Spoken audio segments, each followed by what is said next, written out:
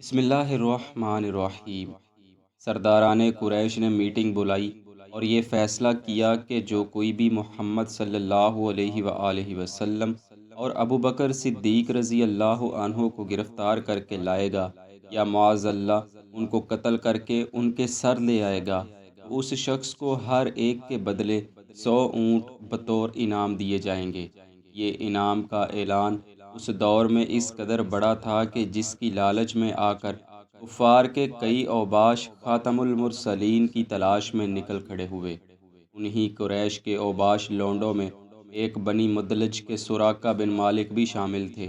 ایک روز جب قریش کی طرف سے یہ اعلان ہو چکا تھا، ایک شخص آیا اور اس نے خبر دی کہ میں نے ایک جماعت کو دیکھا ہے جو دور ساحل کے راستے پر چلی جا رہی ہے۔ بظاہر معلوم ہوتا ہے کہ وہ محمد صلی اللہ علیہ وآلہ وسلم اور ان کے ساتھی ہیں۔ سراقہ بن مالک نے یہ خبر سنی تو جیسے جان میں جان آ گئی، فوراً انعام کے 100 اونٹ آنکھوں کے سامنے گردش کرنے لگے۔ سراقہ نے سوچا وہ نہ ہو وہ واقعی محمد صلی اللہ علیہ وآلہ وسلم ہی ہوں گے۔ سراقہ نے فوراً وہاں موجود لوگوں کو غلط فہمی میں مبتلا کرنے کے لیے کہا، وہ تو فلاں فلاں شخص ہے جو کہ میرے سامنے سے گزر کر گئے ہیں، وہ محمد صلی اللہ علیہ وآلہ وسلم اور ان کے ساتھی نہیں ہوں گے، اسے دھوکہ ہوا ہے۔ سراقہ نے یہ کہا تو لوگوں نے بھی اس کی رائے کی تائید کر دی۔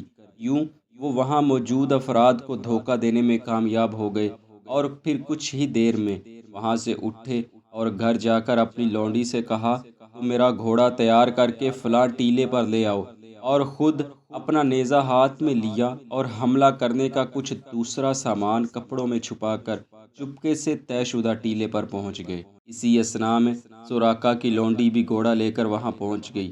سراقہ نے آؤ دیکھا نہ تاؤ، فوراً چھلانگ لگا کر گھوڑے پر سوار ہوئے اور ساحل کے راستے کی طرف اسے سر پر دوڑا دیا۔ سراقہ کی عجلت کی سب سے بڑی وجہ ایک ہی تھی کہ کہیں کوئی دوسرا شخص اس سے پہلے حضور صلی اللہ علیہ وآلہ وسلم تک نہ پہنچ جائے۔ بہرحال دوسری طرف نبی کریم صلی اللہ علیہ وآلہ وسلم مقام غدیر سے آگے بڑھ چکے تھے۔ سراقہ کا گھوڑا طاقتور اور تازہ دم تھا، اور پھر اس نے گھوڑے کو تیز دوڑانے میں بھی کوئی کسر نہ چھوڑی، جس کا نتیجہ یہ ہوا کہ وہ دن کے کچھ ہی حصے کی مسافت سے حضور صلی اللہ علیہ وآلہ وسلم تک پہنچ گئے۔ حضور اس وقت قرآن مقدس کی تلاوت فرما رہے تھے۔ سراقہ کی خوشی کی انتہا نہ رہی، مگر جیسے ہی وہ ان کے قریب ہوا، گھوڑا ٹھوکر کھا کر گر پڑا۔ سراقہ فوراً سنبھل کر کھڑے ہو گئے اور تیر سے فال نکالنے لگے کہ آیا میں ان کو نقصان پہنچا سکتا ہوں یا نہیں۔ یہ فال نکالنے کا ایک خاص طریقہ تھا جو دور جاہلیت کے عرب کوئی کام سر انجام دینے سے پہلے استعمال کیا کرتے تھے۔ سراقہ نے فال نکالی تو فال یہ نکلی کہ یہ کام اپنے انجام کو نہیں پہنچے گا۔ سراقہ نے اس کو نظر انداز کیا اور پھر گھوڑے پر سوار ہو کر آگے بڑھنے لگے۔ گھوڑا ابھی زیادہ آگے نہیں بڑھا تھا کہ اس کے اگلے پاؤں زمین میں دھنس کر رہ گئے اور سراقہ دھڑام سے گھوڑے سے نیچے گر گئے۔ سراقہ نے پھر تیر سے فال نکالی تو فال پھر وہی نکلی، یعنی سراقہ اپنے اس کام میں کامیاب نہیں ہو سکیں گے۔ سراقہ نے ایک مرتبہ پھر اس کو نظر انداز کیا اور گھوڑے پر سوار ہو کر آگے بڑھنے لگے۔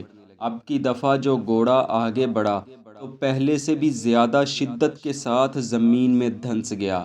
یہ منظر دیکھ کر سراقہ پر خوف طاری ہو گیا اور ان کا جسم لرز کر رہ گیا، کیونکہ یہ کوئی عام واقعہ نہیں تھا، بلکہ سراقہ کے ساتھ یہ زندگی میں پہلی بار ہو رہا تھا کہ وہ شکار کو سامنے دیکھ کر بھی اسے قابو نہیں کر پا رہے تھے۔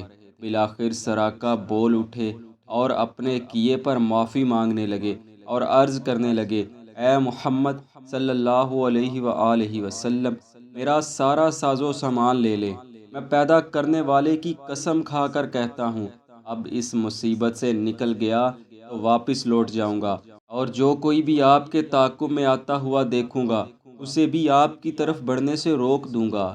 رحمت دو عالم صلی اللہ علیہ وآلہ وسلم نے سراقہ کی بے بسی دیکھی تو فرمایا، ہمیں تمہارے مال کی ضرورت نہیں ہے، تم اپنا سامان اپنے ساتھ واپس لے جاؤ۔ البتہ جو ہمارے تعاقب میں ہو اسے واپس بھیج دینا۔ سراقہ نے پھر عرض کیا، اے محمد صلی اللہ علیہ وآلہ وسلم، مجھے یقین ہے کہ آپ کا دین پورے عرب پر غالب ہو کر رہے گا۔ آپ مجھ سے وعدہ کریں، جب میں آپ کی سلطنت میں آؤں تو مجھے امان ملے گی۔ آپ میرے لیے امن کا پروانہ جاری فرما دیں۔ بس حضور صلی اللہ علیہ وآلہ وسلم نے عامر بن فہیرہ کو حکم دیا کہ سراقہ کو چمڑے کے ایک ٹکڑے پر امان نامہ تحریر کر دیں۔ امان نامہ لے کر سراقہ جب واپس پلٹنے لگے تو حضور صلی اللہ علیہ وآلہ وسلم نے ارشاد فرمایا، سراقہ بن مالک، جب تم کسرا کے کنگن پہنو گے تو تمہیں کیسا لگے گا؟ سراقہ حیران ہو کر عرض کرنے لگا، کسرا شہنشاہ ایران کے کنگن؟ فرمایا، ہاں، شہنشاہ ایران ہرمز کے کنگن۔ سراقہ تو جیسے ہکا بکا رہ گئے۔ وہ حیرانگی اور خوشی کے ملے جلے تاثرات لیے واپس لوٹ گئے۔ دوستو، سراقہ بن مالک ابھی راستے میں ہی تھے کہ کچھ لوگ حضور صلی اللہ علیہ وآلہ وسلم کے تعاقب میں جاتے ہوئے ملے۔ سراقہ نے حضور سے کیے وعدے کا پاس رکھا اور تعاقب کرنے والوں کو باتوں میں الجھا کر واپس جانے پر مجبور کر دیا۔ ناظرین، یہ وہی سراقہ بن مالک ہیں جنہیں فتح مکہ اور غزوہ طائف و حنین کے موقع پر صحابہ کرام نے پکڑ کر حضور کے سامنے پیش کر دیا۔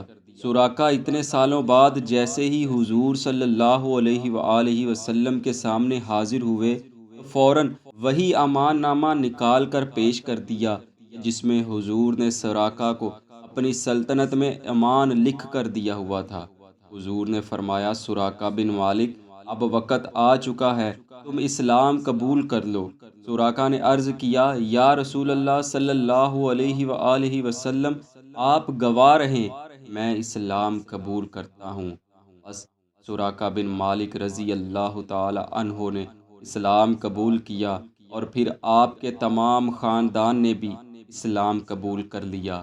دوستو، پھر چشم فلک نے وہ نظارہ بھی دیکھا کہ وہی سراقہ بن مالک حضرت عمر فاروق رضی اللہ عنہ کے زمانے میں شہنشاہ ایران ہرمز کے کنگن ہاتھوں میں پہنے ہوئے ہیں۔ سیدنا عمر رضی اللہ عنہ نے ہیروں اور جواہرات سے مرصع تاج بھی انہیں پہنایا اور فرمایا، اے سراقہ بن مالک، ہاتھ اٹھاؤ اور کہو، تمام تعریفیں اس اللہ عز و جل کی ہیں جس نے یہ چیزیں کسرا سے چھین لی جو کہتا تھا کہ میں لوگوں کا رب، اور پھر یہ چیزیں بنی مدلج کے ایک غریب سراقہ بن مالک بن جاسم کو پہنا دی۔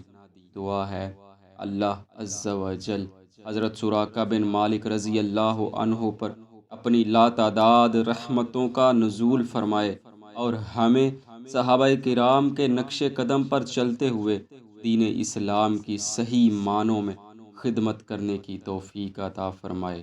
آمین۔